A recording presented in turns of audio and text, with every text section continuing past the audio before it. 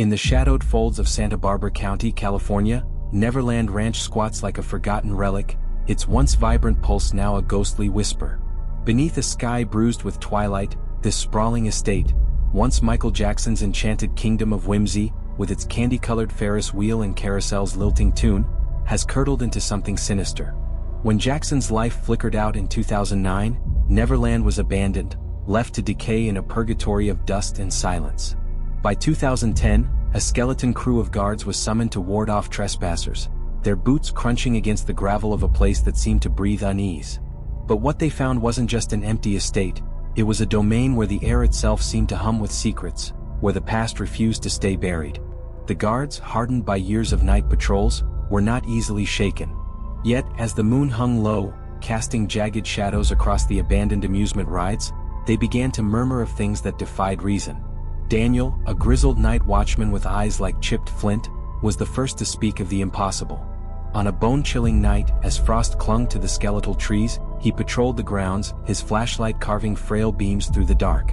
Then, from nowhere, a sound slithered through the silence, soft, haunting, unmistakable. It was Billie Jean, Michael Jackson's anthem, its rhythm curling through the air like a serpent. The notes seemed to drift from the derelict concert stage, a platform long silenced, its boards warped and choked with dust.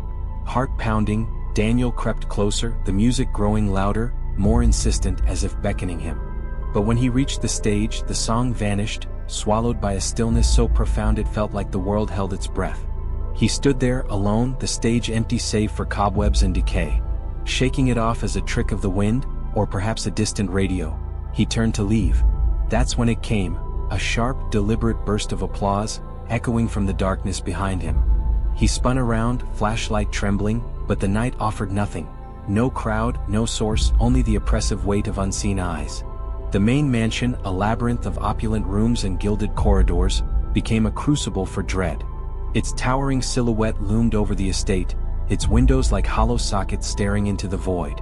Inside, motion sensors wailed in the dead of night, triggered by phantoms in rooms sealed and empty. Maria, a guard with a steely resolve, recounted her own descent into fear. One moonless night as she patrolled the grounds, she glimpsed shadows, fleeting, formless, darting past the grand ballroom's towering windows. Her pulse surged, a trespasser surely. She stormed inside, her hand gripping her radio, ready to confront the intruder.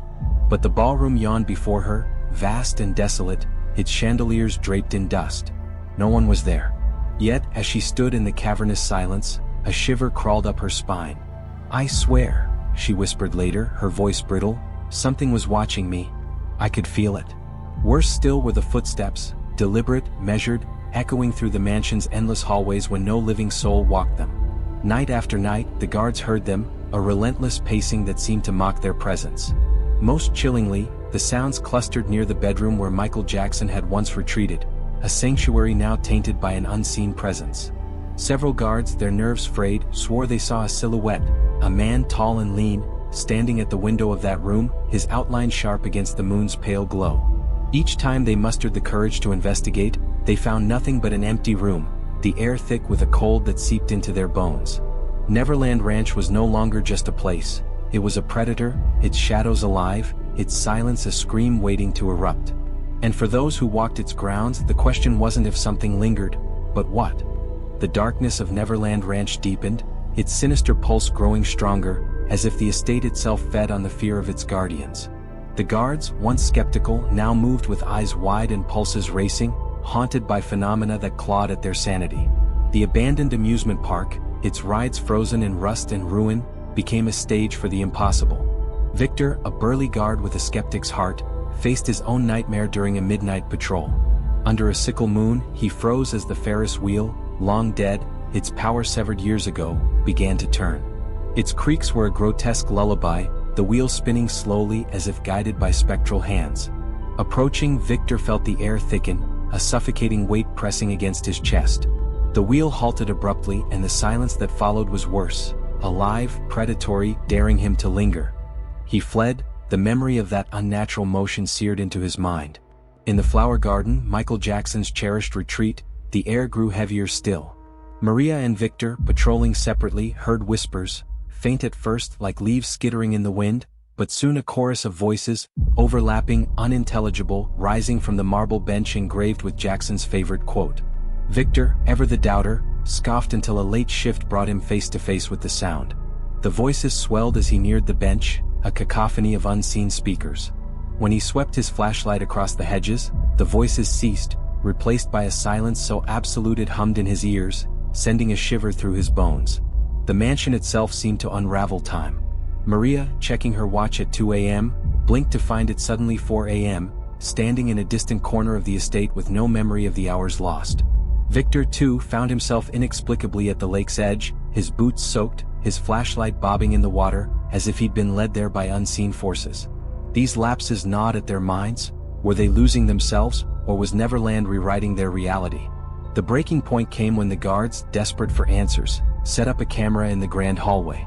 The footage, reviewed at dawn, froze their blood. At 3:33 a.m., a translucent figure glided through the frame, its form barely human, its movements unnaturally smooth. As it reached the edge of the screen, it turned, and for a fleeting moment, its face sharpened, a face they knew yet didn't. Maria's voice trembled. "It's him." Michael Jackson's likeness, but hollow, wrong, stared back. Before Victor could speak, the screen went black, the footage lost to an inexplicable void. The mansion's other haunts intensified. A piano in the locked music room played a single defiant note as Daniel entered, its keys gleaming through the dust. Maria saw her reflection in the cracked hall of mirrors move independently, turning and vanishing into the glass, and from the rusted carousel, a child's giggle pierced the night, accompanied by the machine's jerky, unpowered spin. Neverland was no longer just haunted, it was alive, its shadows coiling tighter, its secrets clawing for release, and the guards, trapped in its grip, knew the worst was yet to come. The horrors of Neverland Ranch reached a fevered crescendo, the estate's malevolent will tightening like a noose around the guards. Daniel, the seasoned watchman, vanished into the mansion's basement after investigating a grinding hum, leaving only static-laced warnings crackling through the radio. "Don't come down." Maria and Victor, hearts pounding, scoured the mansion for answers, its silence now a suffocating shroud. In the west wing, a new door materialized, dark wood, carved with writhing patterns that seemed to slither under their flashlights. It opened to a corridor lined with portraits, their eyes tracking every step, names on plaques scratched into oblivion. A child's whisper, "Do you see me?"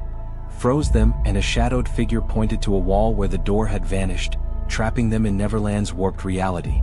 In the private theater, the screen flickered with static, revealing Daniel, blank-eyed, pointing mutely before dissolving into the translucent figure from the hallway footage.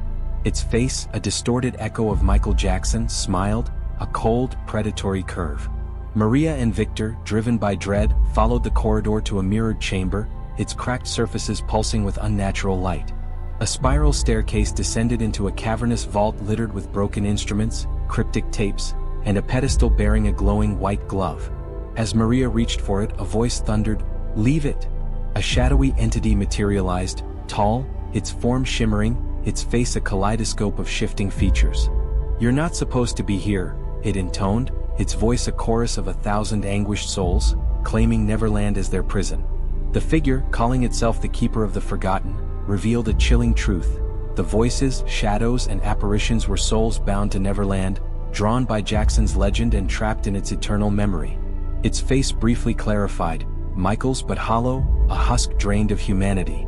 "They cannot leave," it mourned, "and neither can I." Victor, voice shaking, demanded, "What happens to us?" The Keeper's smile twisted. "Leave now or become like us, forgotten." The carousel's distant tune wailed, and the room pulsed as if alive. Maria and Victor fled, the mansion warping around them, corridors stretching, footsteps echoing from nowhere.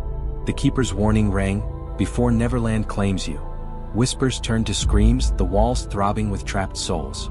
The front doors, miraculously ajar, offered escape. They burst into the night, the mournful strains of "You Are Not Alone" trailing them.